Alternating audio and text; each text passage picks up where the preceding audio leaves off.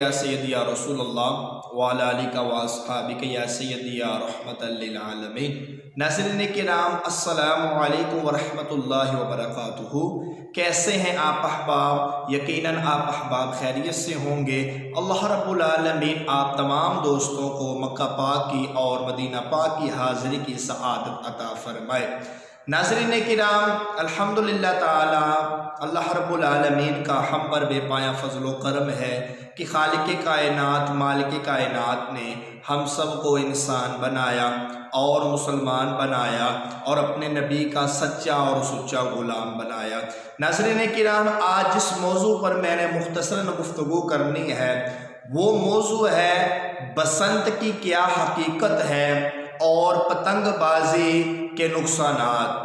हमारे माशरे के अंदर हमारे इर्द गिर्द ये काम बड़ी ही तेज़ी के साथ जारी व सारी है। और पहले तो ये हुआ करता था कि ये सिर्फ साल में एक बार मनाया जाता था, लेकिन आज तकरीबन हर दो घर छोड़कर चाहे कोई बच्चा है चाहे कोई बड़ा है वो पतंगबाजी कर रहा है।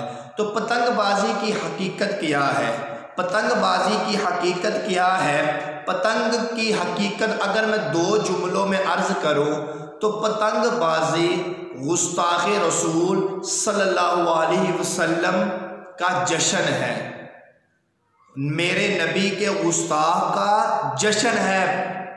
बसंत की हकीकत डॉक्टर मशहूर मुअर्रिख डॉक्टर BS नज्जार अपनी किताब बनाम पंजाब आखिरी मुग़ल दौरे हुकूमत में वो लिखता है कि ज़करिया ख़ान पंजाब का गवर्नर था और उस वक्त हकीकत राय नामी एक बेईमान शख्स था जिसने आक़ाए दो जहां सल्लल्लाहु अलैहि वसल्लम की शान में गुस्ताखी की और सैयदा कायनात सैयदा तैयबा ताहिरा सैयदा फ़ातिमा सलामुल्लाह अलैहा की शान में गुस्ताखी की।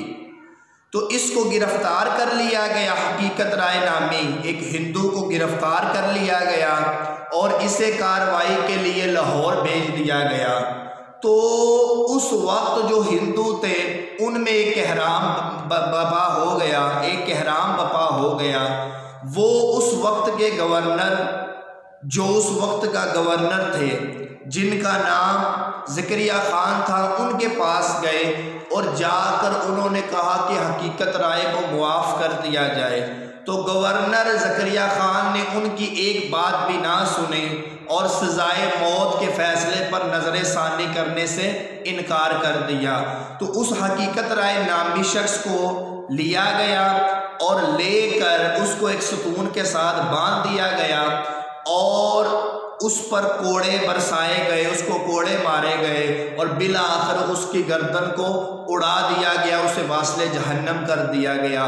उस वक्त जो हिंदू थे उन्होंने उसकी याद में हर साल पंजाब के अंदर बसंत मेले का एहतमाम करते थे जिसमें वो पतंगे उड़ाया करते थे। तो अब मालूम क्या हुआ, ये जो बसंत मेला है ये उस गुस्ताख की याद में मुनक्किद किया जाता है। अब मुसलमान भाई भी इसमें बढ़ चढ़ कर हिस्सा ले रहे हैं। अगरचे हमारी नीयत उन जैसी ना हो, लेकिन ये उस गुस्ताख की याद में मुनक्किद किया जाता है। और रसूलुल्लाह अलैहिस्सलातु वस्सलाम की हदीस का मफ़हूम है, नबी करीम अलैहिस्सलातु वस्सलाम ने इरशाद फरमाया, जो जिस कौम से मुशाहबत रखता है उसका हशर उसी कौम के साथ होगा। तो नाज़रीन किराम, मैं अपने घर वालों को, इर्द गिर्द वालों को, आप अपने इर्द गिर्द वालों को बचाएं इस पतंगबाजी से। ये एक गुस्ताख रसूल सल्लल्लाहु अलैहि वसल्लम की याद में ये बसंत मेले का एहतमाम किया जाता है। और पतंगबाजी के नुकसानात क्या हैं? पतंगबाजी के नुकसानात क्या है? पतंगबाजी उलमा फरमाते हैं पतंगबाजी उड़ाना बिल्कुल हराम है, बिल्कुल हराम है पतंगबाजी उड़ाना। और इसके नुकसानात क्या हैं? हज़ारों नुकसानात हैं, लेकिन मैं चंद एक अर्ज़ करता हूँ। उनमें से एक है रसूलुल्लाह अलैहिस्सलाम की हदीस से का मफहूम सुनाना चाहूँगा। आका दो जहां सल्लल्लाहु अलैहि वसल्लम ने इरशाद फरमाया कि आदमी का ईमान और इस्लाम तब मुकम्मल होगा जब वो फजूल कामों को छोड़ देगा। क्या फरमाया? आदमी का ईमान और इस्लाम तब मुकम्मल होगा जब वो फजूल कामों को छोड़ देगा। और पतंगबाजी भी फजूल काम है, ना इससे दीन को कोई फ़ायदा होता है ना दुनिया को फ़ायदा होता है। अपने वक़्त को इंसान ज़ाया करता रहता है, तो पतंगबाजी फजूल काम है। और नंबर 2 कि जो भी पतंगबाजी उड़ाता है, पतंग उड़ाता है, उसकी नीयत ये होती है मैं दूसरे को नुकसान पहुंचाऊं। ये नहीं कि मैं बस अपनी पतंग उड़ा रहा हूं, कोई अपनी पतंग उड़ा रहा है, नहीं, दूसरे के माल को नुकसान पहुंचाने की नीयत होती है। आप कहेंगे वो कैसे? अब एक बंदा पतंग उड़ा रहा है तो उसकी नीयत है ये इर्द गिर्द जितने भी पतंगे हैं इन सबको मैं काट दूं, तो अब उसकी नीयत ये है कि मैं दूसरे के माल को ज़ाया करूं, तो इसलिए ये हराम है। और आगे सुनिए, हर जो पतंग उड़ाने वाला है उसकी ये नीयत होती है कि मैं पतंग को लूटूं भी, पतंग को लूटूं भी, और वो लूटना शुमार होगा। चाहे तो आप गन पॉइंट पर किसी से माल लूट लें, तो चाहे तो किसी की पतंग लूट लें। आज घर वाले बड़े खुश होते हैं जब किसी दादे के पास, किसी नाने के पास बच्चा आता है और आकर कहता है दादाजी, नाना जी, मैंने ये पतंग को लूट लिया, तो वो बड़ा खुश होकर प्यार देकर कहते हैं अच्छी बात है, लेकिन बेटा लूट लेना, लेकिन ध्यान से लूटना। तो नाज़रीन किराम, आज हम अपने बच्चों को ये सबक दे रहे हैं कि बेटा लूटना, ध्यान से लूटना। अल्लाह ना करे अगर ये बच्चा आज पतंग लूट रहा है, कल ये किसी की जेब काटने लग जाए, परसों ये किसी का माल लूटने लग जाए, फरमाया ये हराम है। और आगे सुनिए, जो मुझे और आपको सबसे ज़्यादा पता है, पतंगबाजी का सबसे बड़ा नुकसान है जानी और माली माल का नुकसान, जान का भी नुकसान और माल का भी नुकसान।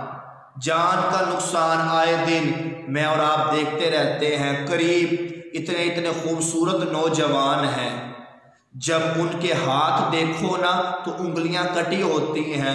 पूछा जाए भाई ये आपकी उंगलियां क्यों कटी हैं, तो पता चलता है ये पतंगबाजी करते हैं। बसा औकात तो हड्डी तक ये बात पहुंच जाती है। और ये बात फिर आए दिन अखबारात में, सोशल मीडिया पर मैं और आप देखते रहते हैं कि जो पतंगबाजी करते हुए फलां नौजवान छत से गिर गया, फलां नौजवान सीढ़ियों से गिर गया। और सबसे बड़ा नुकसान जो मैंने भी 2-4 वीडियो देखी, इसलिए मैं ये क्लिप बना रहा हूँ, इतने इतने खूबसूरत बारिश नौजवान गुजर रहे होते हैं, पता नहीं किसने कहाँ से पतंग उड़ाई होती है, उसकी डोर से उनका हलक कट जाता है और बास तो मौके पर ही दम तोड़ देते हैं, खून के फव्वारे निकलते हैं। कभी मैंने तवज्जो की है, कभी आपने तवज्जो की? अल्लाह ना करे, अल्लाह ना करे, अल्लाह ना करे अगर मेरा कोई भाई बहन, बहू, बेटी, अजीज, रिश्तेदार, करीबी, दूर का हमसाया किसी का इसी तरह डोर फिर जाए और वो मौके पर दम तोड़ दे, तो जो कैफियत हम पर होगी, खुदारा सोचिए वो कैफियत किसी के साथ भी बन सकती है, वो कैफियत मेरे साथ भी बन सकती है, वो कैफियत आपके साथ भी बन सकती है। अब तो ये पाकिस्तान में ये उड़ाना जुर्म है, तो खुदारा इससे परहेज़ करें। हमारे यहाँ होता ये है, जब हम पहले अपने बच्चों को रोकते नहीं हैं, जब कोई पुलिस का या कोई मसला बन जाए, फिर हम हाथ जोड़कर पुलिस वालों को कह रहे होते हैं अब मुआफ़ी दे दे, दोबारा नहीं करते। तो पहले अपनी इज्जत को बरकरार रखिए, पहले ये नौबत ही ना आने दें कि कोई इस तरह आपके दरवाजे पर दस्तक दे और कहे बच्चे को हमारे साथ थाने में भेजो। तो खुदारा इस पैगाम को आगे पहुंचाइए। मैंने पसे मंजर अर्ज कर दिया है, ये पतंगबाजी कहाँ से शुरू हुई? ये एक गुस्ताखे रसूल जिसका नाम मशहूर, जिसका नाम था एक हकीकत राय नामी शख्स की याद में हिंदुओं ने ये बसंत मेले का एहतमाम किया। अल्लाह रब्बुल आलमीन के हुजूर दुआ है, खालिक कायनात मालिक कायनात हम सब को इस गुनाह से बचाए, वक़्त ज़ाया होने से बचाए और हम सब की अल्लाह रब्बुल आलमीन हिफाजत फरमाए। और इस पैगाम को आप ज़्यादा से ज़्यादा आगे शेयर करें ताकि जो दोस्त अहबाब पतंगबाजी करते हैं या पतंगबाजी का माल बेचते हैं लेते हैं वो सारे इस कामों से हट जाएं। इंशाअल्लाह ताला आप पर अल्लाह और अल्लाह का रसूल राज़ी हो जाएगा। इंशाअल्लाह ताला जल्द ही एक नई वीडियो लेकर मैं आप अहबाब के सामने हाजिर होऊंगा। अपना बहुत सारा ख्याल रखिएगा और कोशिश कीजिएगा इस क्लिप को ज़्यादा से ज़्यादा शेयर करें। बहुत शुक्रिया।